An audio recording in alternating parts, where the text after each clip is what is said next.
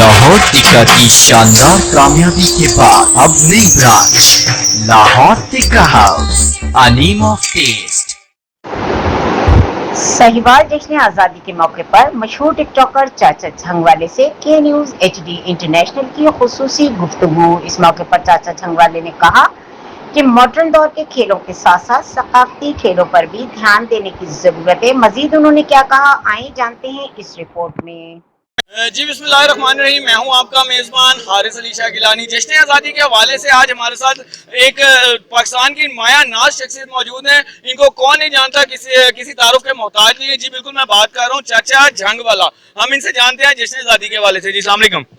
वालेकुम सलाम। यकीन जानो ना, असल आजादी दा साहिवाल वेखिए मैं पूरा चस्कूटा जनाब आर्ट काउंसिल दे विच सोहने जनाब तराने, सोहने जनाब एलिया, सोहने कपड़े जेड़े मैं साल ना नाते 14 अगस्त नाती होते और खुशी दा दे भाई। और मैं वेख्या है भाई पाकिस्तान आजाद होया है। हाँ जी, अल्लाह दी रहमत नाल बिल्कुल। हाँ जी चाचा, मजीद मैनू दसो कि आज एडी बड़ी स्पोर्ट्स नेशनल लेवल की स्पोर्ट्स रेस होनी जा रही है, इस हवाले नाल की कहोगे? कोई भी रेस है, कोई भी मतलब थोड़ा ट्रिक है, गेम है, उन्हें मैं सपोर्ट करना। लेकिन एक गल मैं करे सा, इत्थे हुंदा दोधा कौडी चीरवी कौडी लोग चपोदी चासा ए तो पक्की तो साइकिल बजा बजा के पता नहीं किसे वेख्या ना वेख्या। दोधा कदी वेखी? दोधा हुंदा जेड़ा एक अगू भजदा है, दो मगरू भजदे ने ते गोल दे विच हर बंदा वेदा। क्यों भाऊ? ए भी रेस चंगी है, अल्लाह दा शुक्र है, सोहनी रेस है। इत्थे कौडी चाटा मुकाली पाए जांदी, कड़कार दा सोहर आ जावे। जी मजीद आज दे प्रोग्राम के हवाले नाल साडी जेहड़ी यूथ हैगी उन्हां नू की मैसेज दोगे?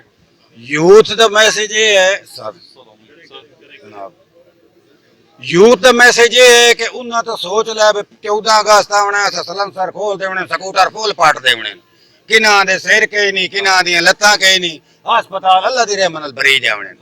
लेकिन मेरी ये इल्तमास है आजादी दा दे, इत्थे बड़ियां कुर्बानियां होईयां, बड़े लोग शहीद होए हन।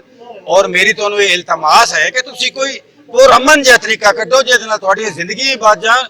आजादी नू माता में ना बदलो।